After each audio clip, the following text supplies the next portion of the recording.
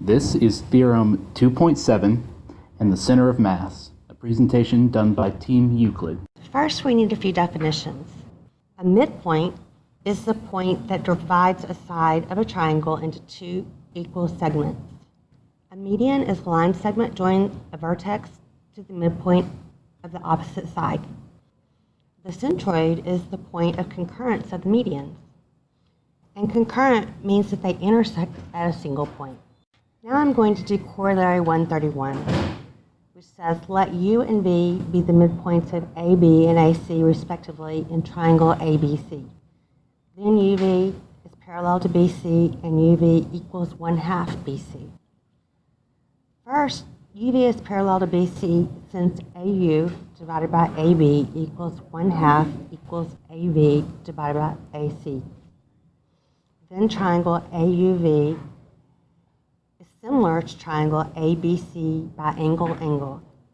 We know that UV divided by BC equals AU divided by AB. Therefore, UV equals 1/2 BC. Now we can prove Theorem 2.7, which states the three medians of an arbitrary triangle are concurrent at a point that lies 2/3 of the way along each median from the vertex of a triangle towards the midpoint of the opposite side. So essentially what we need to show is that the centroid, point G, is located 2/3 of the way down a median AX in triangle ABC. And it'll be enough to say that AG equals 2GX.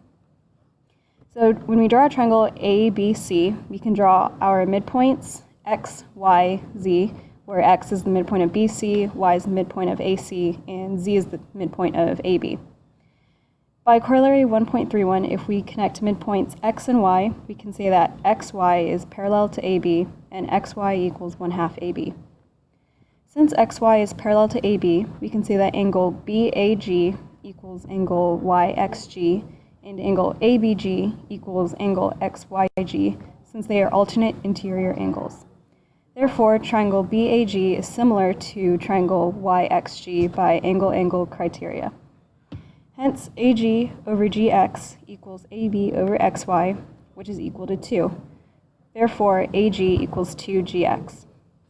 A similar process will also prove that BG equals 2GY and CG equals 2GZ. Proving that AG equals 2GX, BG equals 2GY, and CG equals 2GZ is enough to show that the centroid G lies 2/3 along each median. So we've talked about the centroid, but what is its significance? Well, its significance can be seen when looking at the center of mass. The center of mass of a body is the mean position of all the matter in the body. It is the point that behaves as if it contains all the mass of the given system or body. It just so happens that the centroid of any shape is also its center of mass. And since we've been working with triangles, we will focus on that. To prove that a triangle's centroid is also its center of mass, let's look at an example. Say we have an arbitrary triangle made out of cardboard. Let's call it triangle ABC and label its midpoints, U, V, and X. If we cut the triangle horizontally into many thin strips, the line between points U and V represents one of these strips. Now let's draw the median AX and label where it intersects UV, call that point Y. Point Y is actually UV's midpoint. We can prove this using similar triangles. So angle UAY is equal to angle BAX because they are the same angle. And angle AUY is equal to ABX because we know that UV is parallel to BX, which makes the line AB a transversal. By angle, triangle AUY is similar to triangle ABX, and UY over BX is equal to AY over AX. Through the same process, we can find that triangle AYV is similar to triangle AXC, again by angle. So we can set up another proportion.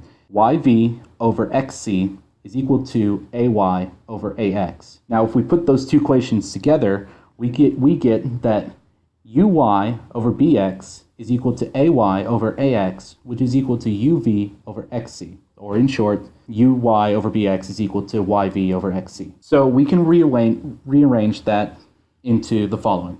XC over BX is equal to YV over UY. But in this case, we know that bx is equal to xc, since x is a midpoint.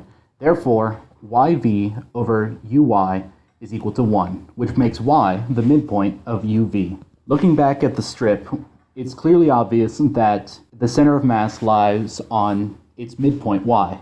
And since y lies on the median ax, we see that each of the pieces into which our triangle has been composed, like the strips, we can see that its entire mass is distributed along the median ax.